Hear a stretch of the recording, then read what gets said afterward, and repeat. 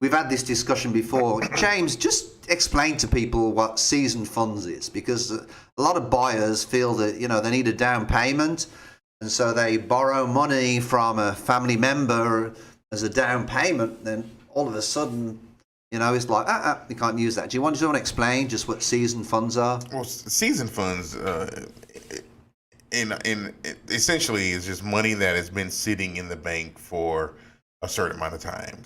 That window for us is 60 days.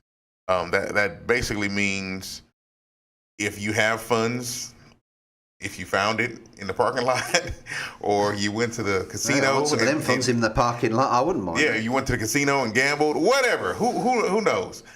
And you put it in your bank account. If it's there for 60 days, it's considered seasoned funds. So we're not going to go back any further than that to ask, hey, where did this large deposit come from? Now, some programs, depending on what you do, might ask for a third month, depending on if it's a specific program. But typically, if it's anywhere from 60 to 90 days, those are considered your funds, no matter where they came from. They had to start doing that because there was a time where it was kind of like the Wild Wild West, much to the point to where you were saying that, if your credit was good enough and, we'll put whatever for your income, we'll just go ahead and get the loan for you.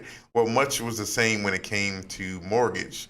If you basically had good credit and you had the income, they even encouraged us to allow, customers to go and get loans for the down payment.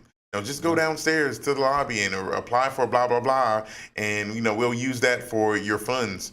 And if that money was sitting in your account, nobody really asked you anything about it. So now money has to be seasoned.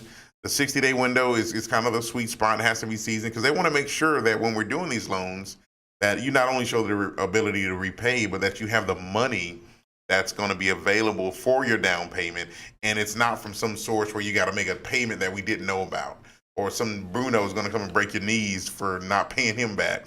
Then, it might get worse than breaking your knees. They might kill you. Now we got a mortgage that doesn't get paid and got a foreclose on. So nevertheless, it's protection just to make sure that you can show you have that money